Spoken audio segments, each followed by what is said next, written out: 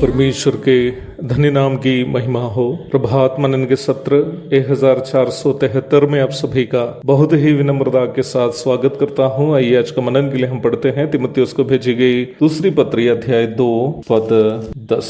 इस कारण मैं चुने हुए लोगों के लिए सब कुछ सहता हूं कि वे भी उस उद्धार को जो मसीह यीशु में है आनंद महिमा के साथ पाए। सुसमाचार प्रचार की सेवा के दो विभिन्न पहलू के बारे में पढ़ी गई पद में प्रेरित पौलुस समझा रहा है। ये पद एक ऐसी पद है जिसे थोड़ा गहरा स्तर में समझनी चाहिए। मैं चाहता हूं कि आज हम उसका पहला पहलू पर संक्षेप में विचार करेंगे। अगम्य ज्योति में रहने वाला आत्मरूपी परमेश्वर के पास कोई भी मनुष्य स्वयं पहुंच नहीं सकता। ये एक ऐसी सच्चाई है जिसे परमेश्वर के वचन में स्पष्ट रूप में बताई गई है। पहला तीमुथियुस अध्याय 6 पद 16।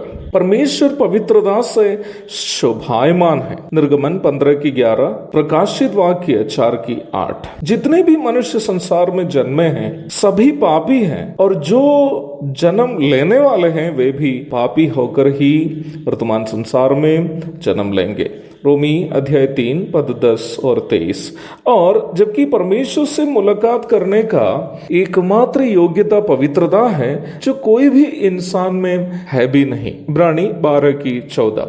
ऐसी स्थिति में कोई भी मनुष्य स्वयं न परमेश्वर के संपर्क में आ सकता है न ही स्वर्ग जाने लायक है। ऐसी दुर्भाग्यपूर्ण परिस्थिति में मनुष्य को परमेश्वर से मिलाने का एक ही विकल्प था, वो ये था कि परमेश्वर ही मनुष्य को अपने साथ मिलाने के लिए कोई योजना तैयार करे। उस योजना के बारे में हम रोमी 8:30 में इस प्रकार पढ़ते हैं। फिर जिन्हें उसने पहले से ठहराया उन्हें बुलाया भी, और जिन्हें बुलाया उन्हें धर्मी भी ठहराया है, और जिन्हें धर्मी ठहराया उन्हें महिमा भी दी है।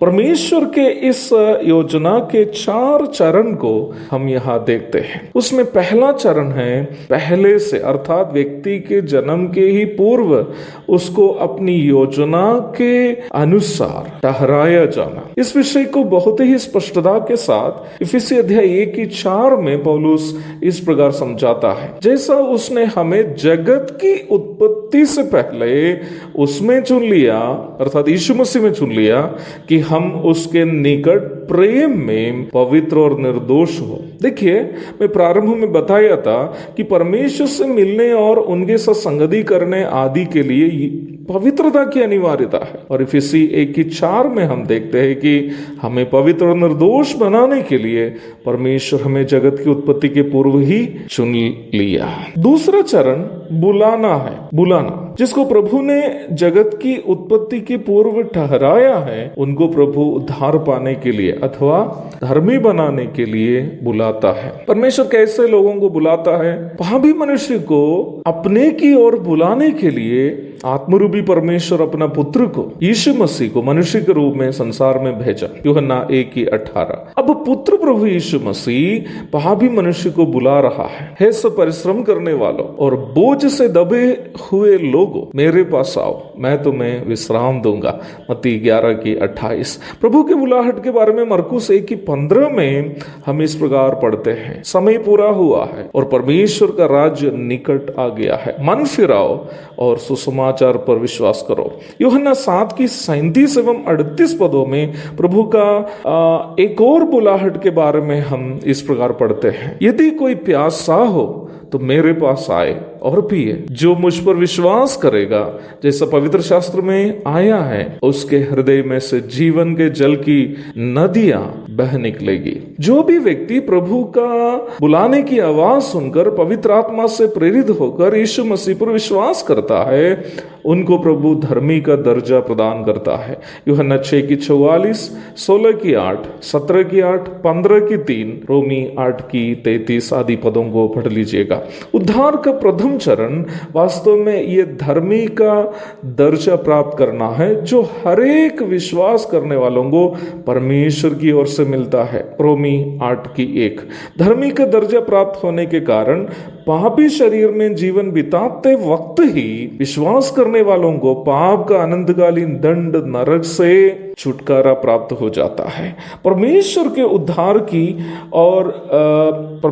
उद्धार की और लोगों को बुलाने की यह सेवा वास्तव में यीशु मसीह की है, परंतु प्रभु ने अपनी इस धन्य सेवा में हम मनुष्यों को भी शामिल कराने की कृपा की। मत्ती अध्याय 10 1-7 तक, 28 की 19, इफिसी 4 की 11। प्रभु उनको भी उद्धार देता है जो उनके सेवकों के द्वारा बुलाहट सुनकर प्रभु पर विश्वास करता है। यूहन्ना अध्याय 17 पद 18 से 21 तक पढ़ लीजिएगा। जरा सोच लीजिएगा प्यारो, हम कितने सौभाग्यशाली हैं। उद्धार का संदेश के प्रचार करने की उस धन्य सेवा में जो यीशु मसीह की सेवा है, हमें भी सौभाग्यता मिली है। इस सौभाग्यता के बारे में पूर्णता अवगत होने के कारण पौलुस कह रहा है कि इस कारण चुने हुओं के लिए वह सब कुछ सहता है। मुझे सुनने वाले प्रिय भाई बहनों, सुसमाचार का संदेश दूसरों तक पहुंचाने में मुझको और आपको जो अवसर मिला है, ये बहुत बड़ी सौभाग्यता है। परंतु यह एक सवाल है, इस सेवा में हम कितने योगदान करते हैं? आपका योगदान क्या है? जरा सोचना चाहिए। इतनी बड़ी सेवा में हमें प्रभु ने सौभाग्यता दी है, क्या हम उस बड़ी सेवा के लिए कुछ करते हैं? दूसरों तक यीशु मसीह का इस संदेश पहुंचाने के लिए, उद्धार का संदेश पहुंचाने के लिए क्या हम कुछ सहते हैं? पौलुस रोम के जेल में रह के कह रहा है, मैं इस उद्धार का संदेश पहुंचाने के लिए कुछ भी सहने के लिए तैयार हूं। उस सेवा के लिए जान भी देने हेतु पौलुस तैयार था और जान देने में वो आनंदित भी था। प्रभु दया करे तो सेवकाई का दूसरे पहलू पर हम कल मनन करेंगे, परंतु जरा अपने आप से ये सवाल जरूर कीजिएगा, प्रभु की इस महिमित सेवा, बुलाहट की सेवा, पापियों को उद्धार की और बुलाने की सेवा, ये प्रभु यीशु मसीह की सेवा है। उसमें मुझको और आपको भी सहभागी होने की सौभाग्यता प्रभु ने दी है, लेकिन क्या हम इस सौभाग्यता का इस्तेमाल कर रहे हैं? सुसमाचार प्रचार की सेवा में क्या मैं और आप योगदान कर रहे हैं?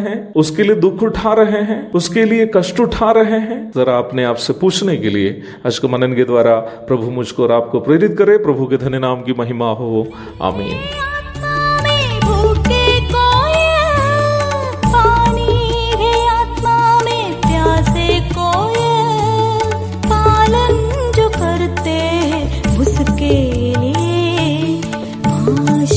पाने का साधन